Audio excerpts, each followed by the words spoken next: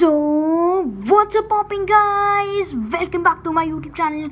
तो गाइज आज मैं अपने यूट्यूब चैनल पर दूसरी बार कुछ गेमिंग नहीं करने वाला हूँ, लेकिन मैं बात करने वाला हूँ WWE गेम्स के बारे में। मतलब rise and fall of WWE games from 2006 to 2020, यानी कि 2006 से लेकर 2020 तक जितनी भी WWE गेम्स आई हैं, मैं उन सब के बारे में बात करने वाला हूँ और उन सब के बारे में आप लोगों को बताने वाला हूँ। तो गाइस शुरू करते हैं 2006 की, यानी कि 15 इयर्स पहले जो सबसे पहली गेम थी 2006 की और एक लौती game SmackDown versus Raw 2006। Guys actually जो है ना, SmackDown versus Raw 2006 was of THQ एक WWE की गेम की कंपनी थी जो गेम्स बनाती थी। और गाइज मैं आपको बता दूं कि स्मैकडाउन वर्सेस रॉ ने 2006 से लेकर 2011 तक WWE की गेम्स के ऊपर टेक ओवर किया था, सिवाय एक गेम के। तो गाइज मैं आपको बताता हूँ WWE स्मैकडाउन वर्सेस रॉ 2006, जिसके कवर सुपरस्टार थे बटिस्टा एंड जॉन सीना। तो गाइज मतलब ये गेम एक बहुत अच्छी गेम थी। मतलब अगर आप देखोगे 2005 के तरफ से, क्योंकि एक साल के बाद उसका नाम जाता है गेम का। मतलब ये 2000 स्मैकडाउन वर्सेस रॉ 2006 आई थी 2005 में, और उस ईयर के हिसाब से ग्राफिक्स इस गेम के बहुत अच्छे थे और इस गेम में बहुत कुछ था खेलने को। और आपको अभी एग्जांपल दिखाता हूँ एक गेम की फुटेज देखकर।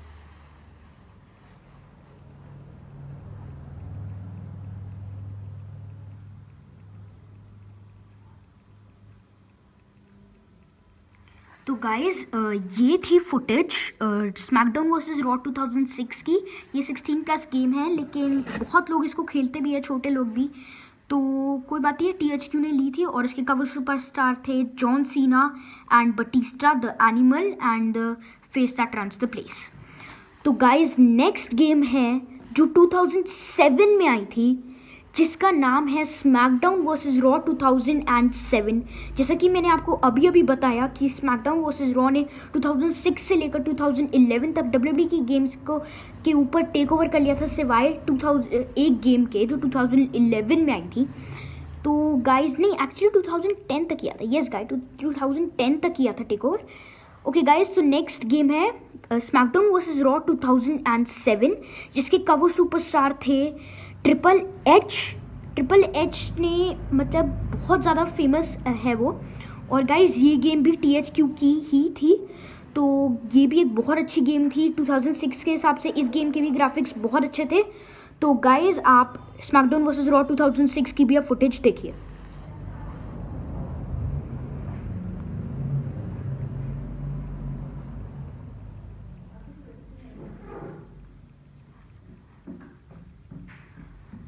ओके गाइज, तो ये थी फुटेज स्मैकडाउन वर्सेस रॉ 2007 की। और नेक्स्ट गेम गाइज है स्मैकडाउन वर्सेस रॉ 2008। ये एक बहुत ज़्यादा अच्छी गेम थी, लोगों ने इस गेम को बहुत अच्छा किया था। और अगर आप रेटिंग्स में जाकर देखेंगे, इस गेम को 5 में से 5 स्टार्स मिले थे। इसके अंदर cover superstar John Cena and Undertaker and Bobby Lashley थे, और मेन कवर सुपरस्टार थे अंडरटेकर, क्योंकि वो बीच में है। और गाइस कवर सुपरस्टार की वजह से उसी पे मतलब इस गेम में बनाया गया था बरेड अलाइव मैच, जो WWE की एक लौती गेम है जिसके अंदर बरेड अलाइव मैच दिया गया है। जैसे आप लोग ने देखा ही होगा, जैसे AJ Styles versus Undertaker last year WrestleMania 36 too बहुत गंदा रेसलमेनिया गया था। लेकिन गाइज ये एक बहुत ज़्यादा अच्छा फीचर है स्मैकडाउन वर्सेस रॉ 2008 जो 2007 में आई थी। इसने ECW को भी फीचर करा था, इसलिए इसके पोस्टर पर बॉबी लैशली भी है, क्योंकि उस टाइम पे बॉबी लैशली ECW में हुआ करते थे। और गाइज ये भी THQ ने बनाई थी। और ये लीजिए, ये भी एक बहुत अच्छी थी और ये गेम थी। और ये लीजिए स्मैकडाउन वर्सेस रॉ 2008 की फुटेज।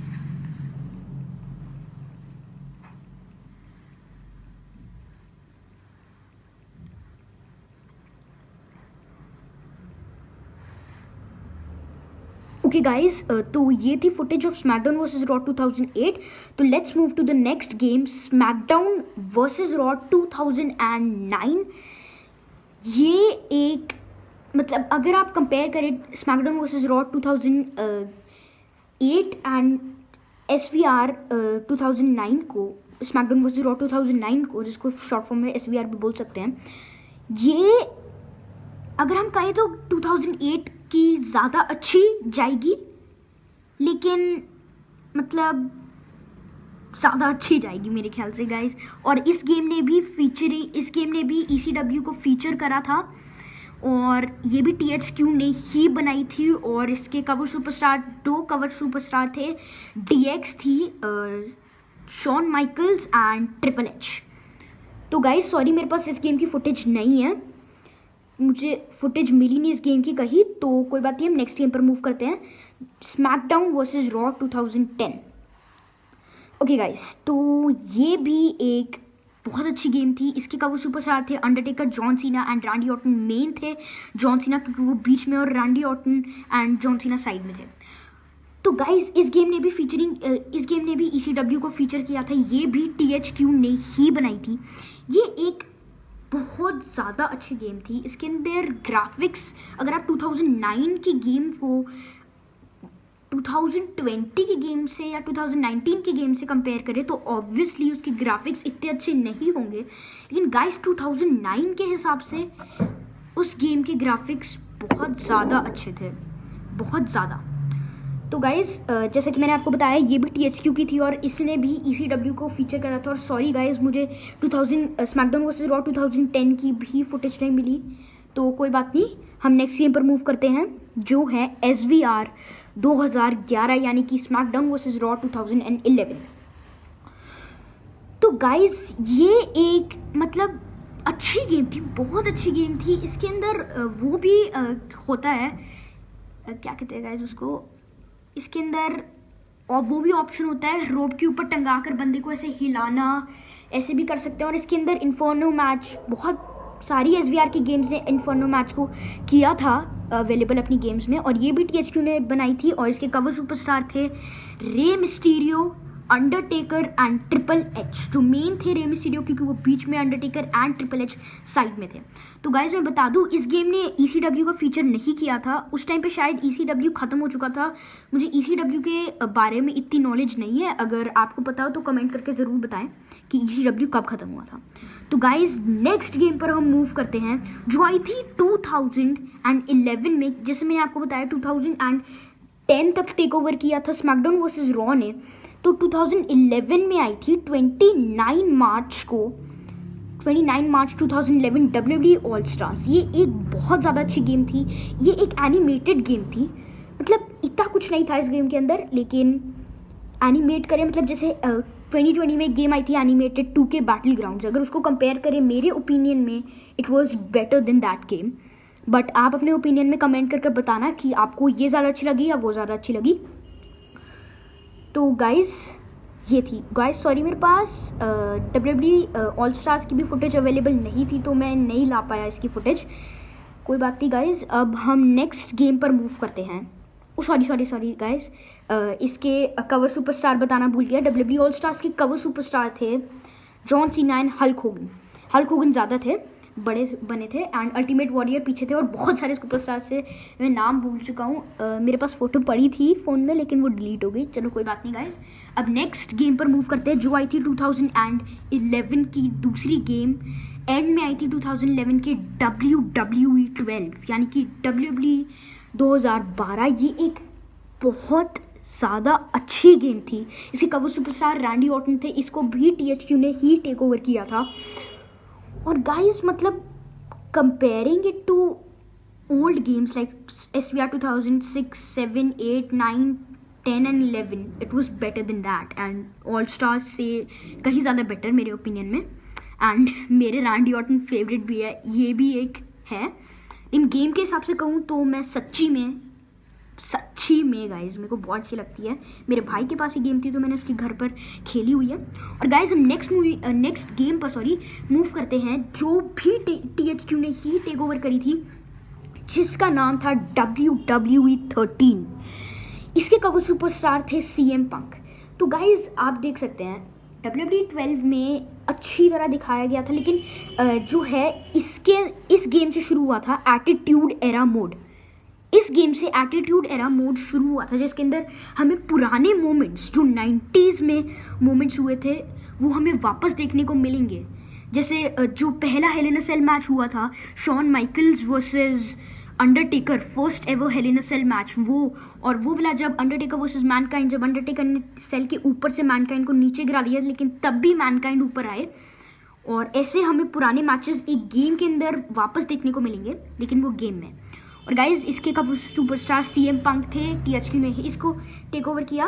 और गाइज नेक्स्ट गेम थी जो 2K की सबसे पहली गेम थी, और लेकिन इसके अंदर THQ ने भी थोड़ा सा करा था। THQ ने इसके ग्राफिक्स पर दिया था, लेकिन बाकी सब जो गेम का था वो 2K ने करा था। तो गाइज इस गेम का किया, आप लोगों के कुछ लोगों के दिमाग में एक क्वेश्चन होगा कि मतलब 2K की पहली गेम थी तो फिर इसका नाम ये क्यों नहीं आया 2K1। इसका नाम 2K14 इसलिए आया क्योंकि जो इससे पहले की WWE गेम थी वो थी WWE 13, वो WWE की 13th गेम थी। तो ये है 14th गेम WWE की 2K14। गाइस इसके कबू सुपरस्टार थे the Rock, the Brahma Bull, the People's Champ. बहुत लोगों को पसंद है, और जैसे मैंने आपको अभी बताया कि इसके ग्राफिक्स पर हाथ THQ का था, और साथ में बाकी सब चीज़ें 2K ने करी थी इस गेम की। ओके गाइस, मैं आपको बता दूं ये गेम बहुत बहुत ज़्यादा अच्छी है। इसके अंदर इन्फर्नो मैच है, बहुत कुछ है, रोड टू रेसलमेनिया है, और बहुत कुछ है इस गेम में। तो गाइस अब नेक्स्ट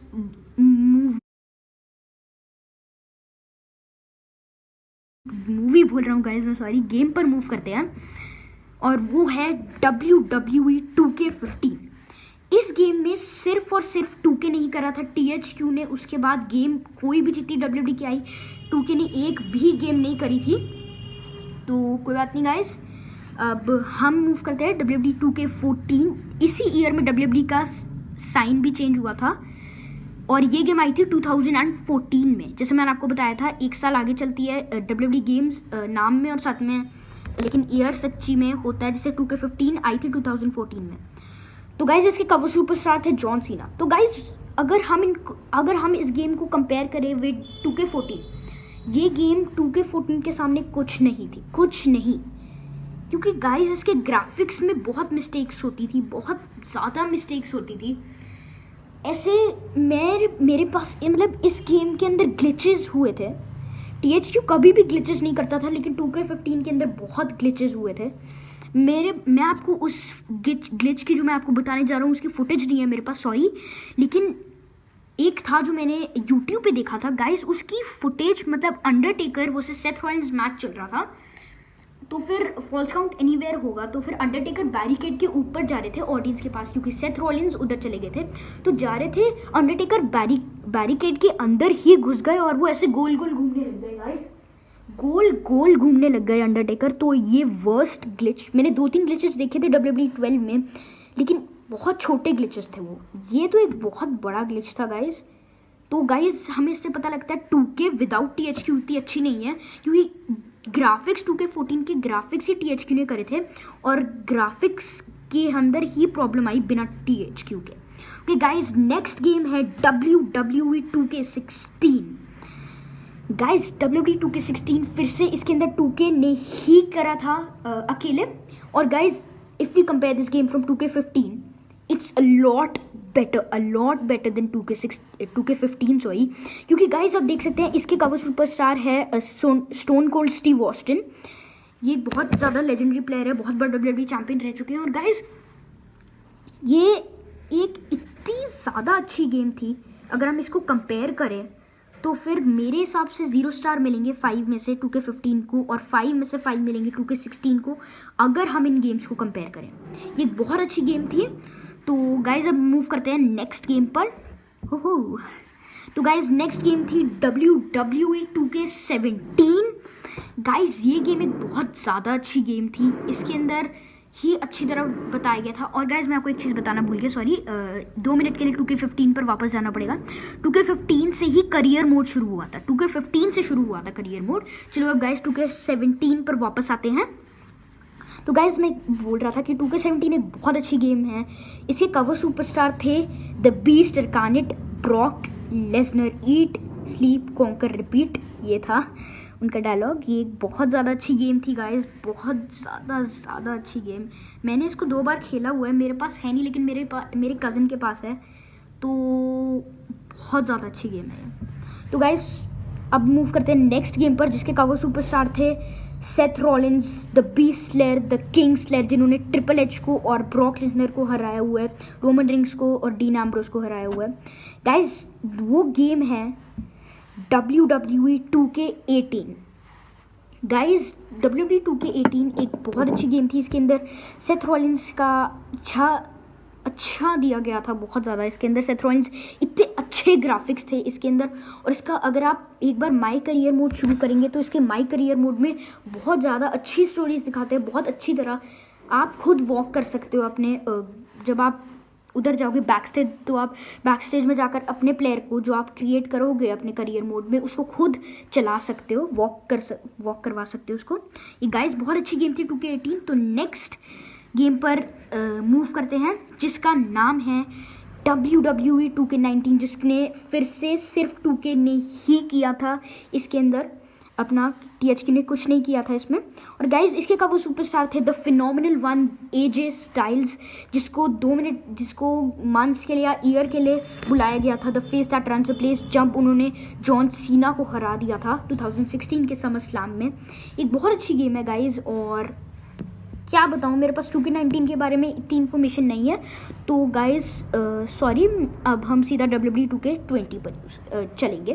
गाइज 2K20 पर सिर्फ और सिर्फ 2K ने ही करा था, 2K ने ही बनाई थी, और इसके कवर सुपरस्टार थे the big dog Roman rings and the man Becky Lynch. तो गाइज मतलब मैं इस गेम के बारे में क्या बताऊँ, इसको आज तक का WWE की वर्स्ट गेम माना जाता है, वर्स्ट गेम माना जाता है इसको। क्योंकि गाइस आप देखेंगे एक बार अगर, तो इतने ज़्यादा ग्लिचेस, मैंने आपको बताया कि 2K15 के अंदर बहुत ग्लिचेस होते हैं ग्राफिक्स में, इसके ग्राफिक्स में ग्लिचेस होते हैं। इसका रेफरी एक जगह पे रुक गया, एक बंदा ऐसे ऐसे चली जा रहा है मैराथन, ऐसे लग रहा है मैराथन भाग रहा है मैराथन में। तो गाइस एक बहुत ज़्यादा गंदी गेम, मैंने आप दूसरी बार बता रहा हूँ कि ये वर्स्ट गेम थी WWE की।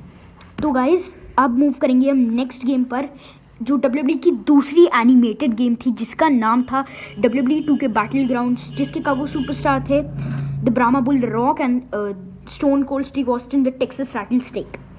तो गाइज ये गेम एनिमेटेड थी, लेकिन अगर इसको ऑल स्टार्स, पहली एनिमेटेड गेम थी WWE की, लेकिन अगर 2K बैटल ग्राउंड्स और ऑल स्टार्स को हम कंपेयर करेंगे तो आई चूज ऑल स्टार्स, क्योंकि 2K बैटल ग्राउंड्स भाई जो गाइस मतलब मज़ा नहीं आता इस गेम को खेलने में, जो आपको मज़ा आएगा पुरानी गेम्स खेलने में, WWE 12, SVR 2011, 6, 7, 8, 9, 10, WWE 13, WWE 12, 2K14, 15, 16, 17, 18, 19, 20।